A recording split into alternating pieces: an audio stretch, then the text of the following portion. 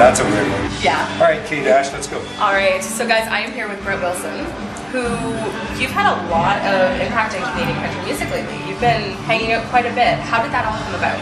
You know what, I've been a fan of country music since I grew up in a place called North Bamford, Saskatchewan. CJNB used to play the Tammy Wynette, the Merle Haggers, the George Jones, all of the sort of old country classics. And I gotta tell you, I pulled away from those. I just went, you know what, the nasal, twangy country I'm not really a fan of. And I headed off to university, spent a little time as we do. And then the country pop started to evolve. We started to get the early days of Gord. And it's a pretty interesting artist, so I started to listen again. And you know what? It brought me back into all genres. And I actually listen to classic country when I can turn it on, like DMX or whatever the feed is. I love listening to some of the original, again, Loretta Lynn, that sort of stuff. It really kind of sticks with me.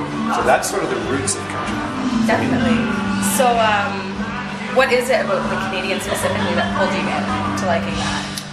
Well, then it evolved. So I've developed some friendships over the years with a number of artists, but that started with doing a number of corporate events. I started doing a lot of very high-profile promotional events for my investment bank. My partners and I would get together, and so normally during Stampede, Calgary, country music, it all links and syncs, and we started to get to know a number of country artists. And I had Bobby Wills and Beverly LaHood and Michelle Wright and on and on and on.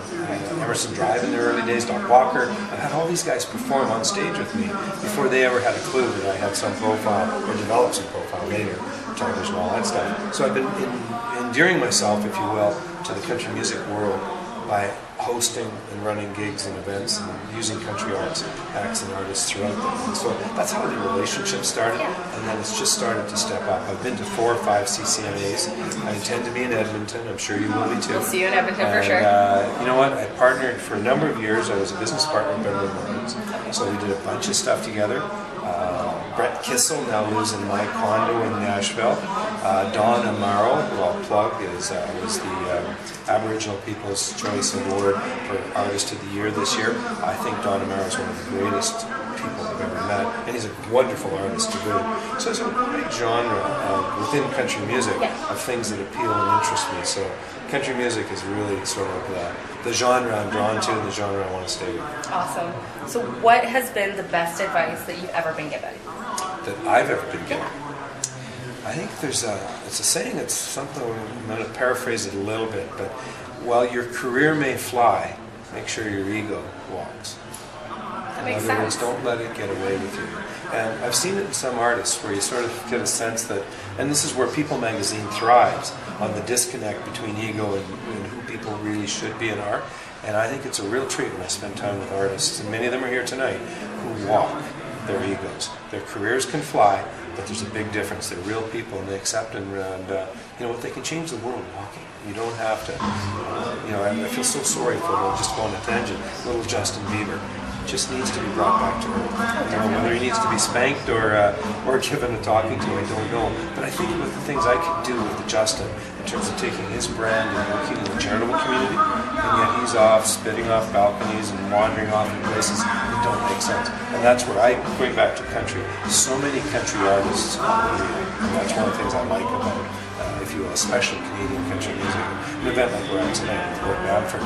Gord Bamford's real. The artists on the stage are all real. They walk. Definitely. So how did you get involved with Gord and the golf tournament specifically? So a year ago in Saskatoon at the Country Music Awards, one of Gord's sidekicks said, "Gord's always wanted to meet you," and I looked at him and said, "Well, I've always wanted to meet Gord."